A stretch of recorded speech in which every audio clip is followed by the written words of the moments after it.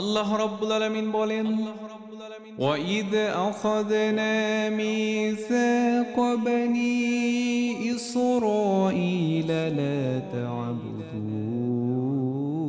إِلَّا اللَّهَ وَبِالْوَالِدَيْنِ إِحْسَانًا وذي القربى واليتامى والمساكين وقولوا للناس حسنا সবাই পড়ি আল্লাহু আকবার। আল্লাহ রাব্বুল আলামিন বলেন, আর আমি বনী ইসরাইলদের কাছ থেকে অঙ্গীকার নিয়েছিলাম, লা তা'বুদুনা ইল্লাল্লাহ, আল্লাহ ছাড়া আর কারো ইবাদত করো না, আল্লাহ ছাড়া আর কারো দাসত্ব গোলামি করা যাবে না।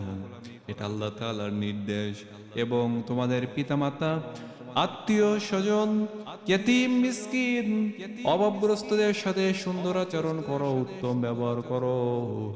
ওয়াকুলু লিন্নাসি হুসনা, এবং মানুষের সাথে তোমরা উত্তম আচরণ করো, সব কথা বলো। সবাই পড়ি সুবহানাল্লাহ। মানুষের সাথে উত্তম আচরণ এবং উত্তম কথা বলার নির্দেশ আল্লাহ তাআলা দিয়েছেন।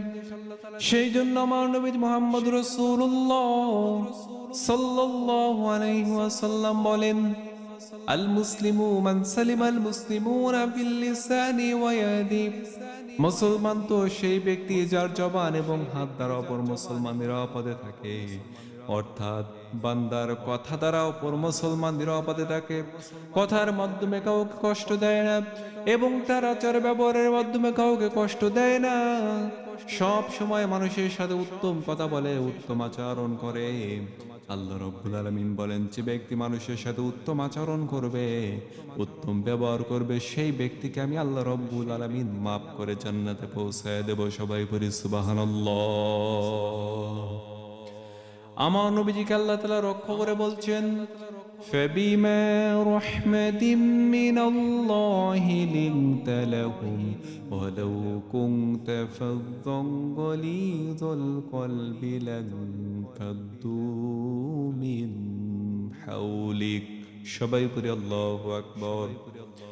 আল্লাহ রাব্বুল আলামিন বলেন, হে নবী, আমি আল্লাহ রাব্বুল আলামিন আপনাকে কোমল হৃদয়ের অধিকারী বানিয়েছি। আপনি যদি কঠোর হৃদয়ের অধিকারী হতেন, তাহলে কেউ আপনার নিকটবর্তী হতো না, কেউ আপনার সাথী হতো না। বরঞ্চ যখন আপনি কোমল হৃদয়ের অধিকারী হয়ে গেলেন, মহান আল্লাহ রাব্বুল আলামিন তখন আপনার সঙ্গী সাথী